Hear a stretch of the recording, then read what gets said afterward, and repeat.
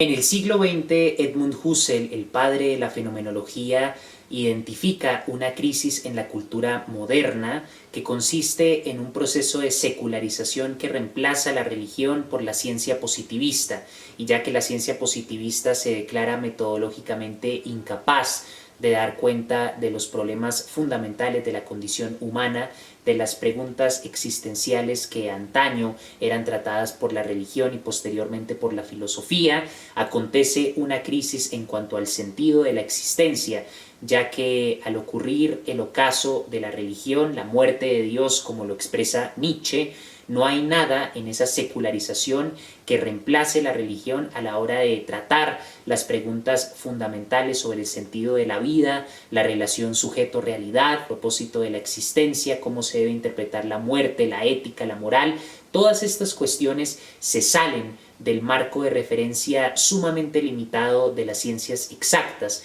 y ya que en el contexto de esta secularización que lleva a la crisis se le da primacía a la ciencia positiva y la filosofía es relegada al mismo nivel de irracionalidad sin fundamento que la religión y el mito. Esta civilización que solo puede lidiar con unos fenómenos interpretados a partir del lenguaje científico, se encuentra completamente alienado de lo político, de lo social, de lo ontológico, existencial, metafísico, y lidia estrictamente con interpretaciones de fenómenos muy específicos en el contexto de la aplicación de conceptos matemáticos a que se demuestra en los laboratorios. Esta crisis, apoyada con el análisis que se hace desde la filosofía crítica de la Escuela de Frankfurt,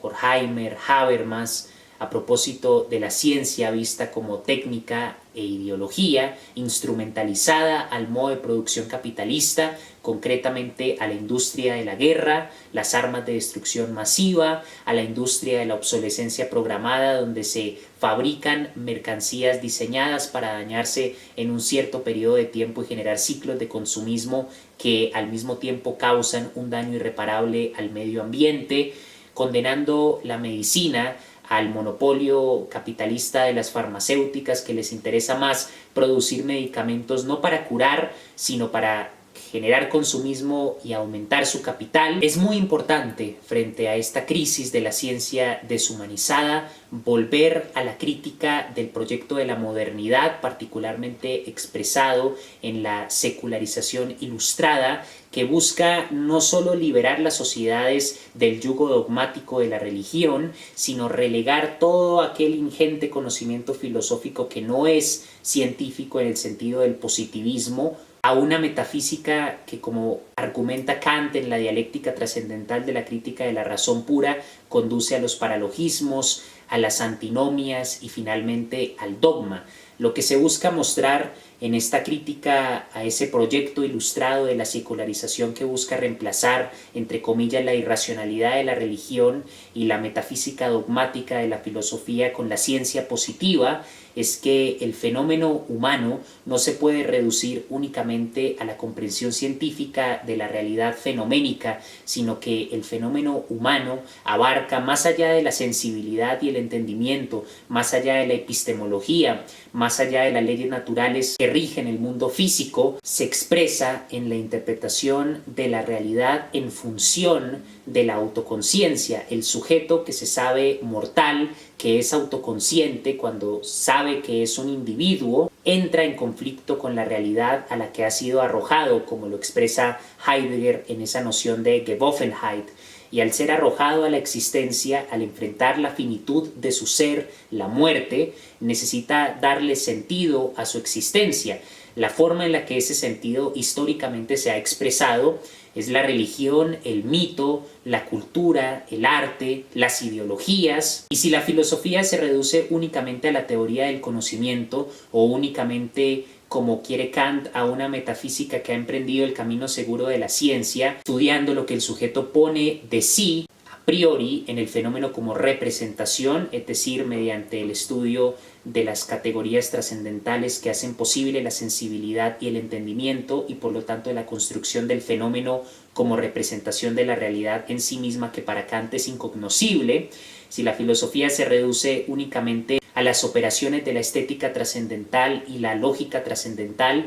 donde se analiza las condiciones que posibilitan la captación sensible del mundo y los conceptos mediante los cuales se piensan los objetos que se dan en la experiencia, y si se acepta toda la tradición positivista que se deriva de la empresa kantiana, como por ejemplo lo que propone el primer Wittgenstein en el Tractatus a propósito de su primera teoría del lenguaje, en donde lo único que se puede expresar es aquello que representa una imagen de la realidad, y todo lo demás, la ética, la metafísica, lo existencial, lo ontológico, lo artístico, lo literario, queda por fuera del lenguaje. Lo que se hace es mutilar la filosofía y precipitar la civilización a una crisis donde se ha hecho abstracción de la subjetividad, reducir la subjetividad únicamente a la sensibilidad vista de la forma más superficial posible, es decir, de la captación de los fenómenos físicos, y ver el entendimiento únicamente en los términos lógicos de los conceptos que le dan forma a esa información, a esos datos que almacena la experiencia. Esa crisis, consecuencia de la deshumanización de la ciencia, consecuencia de promover una secularización que conduce a la impotencia de la razón, reduciéndola únicamente al positivismo, que tiene un uso de la razón sumamente unidimensional. Es como el lecho de Damastes en la mitología griega, donde Damastes captura a diferentes personas de distintos tamaños, los ata a un lecho, y si son demasiado grandes para el lecho, corta sus miembros para que se ajusten a la fuerza al tamaño del lecho. Si son demasiado pequeños, entonces deforma sus miembros para que de nuevo se ajusten a la fuerza al tamaño del lecho. El lecho representa en la metodología científica las construcciones humanas demasiado humanas, como diría Nietzsche, en cuanto a la medición del espacio y el tiempo en función de la sensibilidad, es decir, que solo tienen validez en el contexto humano,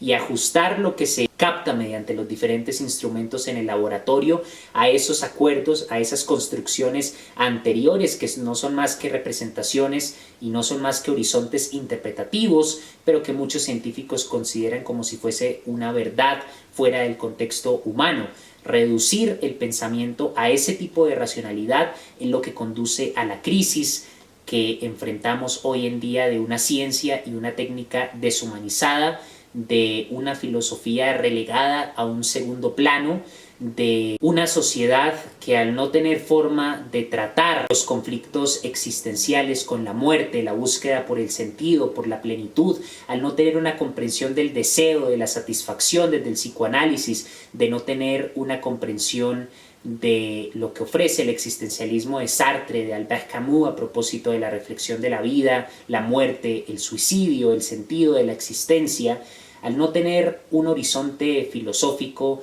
que produzca una ética, una moral, un proyecto de sociedad, acontece el nihilismo de tener únicamente la ciencia positiva, es decir, la capacidad material de transformar la naturaleza, pero al carecer de la reflexión filosófica, ese potencial científico a lo que conduce desafortunadamente es a la destrucción, a la explotación y a un sistema que promueve la desigualdad y promueve el desarrollo no en función del bienestar de las mayorías, de proteger la vida, de mejorar las condiciones de vida, sino de aumentar el capital de las clases dominantes que utilizan la tecnología con un interés puramente mercantil. Y en la modernidad es donde comienza la raíz de esta crisis, cuando tenemos a filósofos como Spinoza, que escriben textos como La ética según el orden geométrico, Descartes hasta Kant. Lo que se ve es un desprecio por las reflexiones metafísicas surgido a partir del éxito aparente de las ciencias exactas a la hora de dar cuenta de la realidad fenoménica, y estos filósofos tratan de convertir la filosofía a imagen y semejanza de la geometría demostrativa y en general de la ciencia. El mismo Kant, en la Crítica de la razón pura, reconoce que hay preguntas que son inseparables de la condición humana por la misma naturaleza de la razón, pero esas preguntas no tienen manera de ser comprobadas porque implican una razón especulativa que ha hecho abstracción de la sensibilidad. mientras que la ciencia implica la articulación de los conceptos de la razón con los datos de la experiencia. Sin embargo, en la filosofía, cuando se estudia la religión o el mito, no se trata de darle una realidad al mito y a la religión por fuera del contexto humano, como si los dioses realmente existieran, sino de lo que se trata es de ver en los mitos y en la religión el testimonio, la sublimación de los conflictos existenciales asumidos a nivel social y que tienen una historicidad, como una comunidad mediante la religión que crea, mediante su cultura, le da sentido a su existencia y consolida su identidad. Eso requiere un análisis filosófico que desde las ciencias exactas no se puede hacer. Y cuando desde las ciencias exactas se desprecia el valor del mito y la religión para dar cuenta del fenómeno humano, para entender la subjetividad, para comprender cómo las comunidades por medio de la cultura construyen su identidad, dan cuenta de su ser, se intensifica esa crisis, implica una alienación de lo que realmente constituye el fenómeno humano. Se puede aprender mucho más acerca de lo que es el ser humano, recordando que el mismo Kant plantea la pregunta "Was ist das Mensch?" como la pregunta fundamental de la reflexión filosófica, una preocupación antropológica sobre la naturaleza del hombre, estudiando la religión, los mitos y la cultura desde el punto de vista existencial y ontológico. Cuando analizamos a los antiguos griegos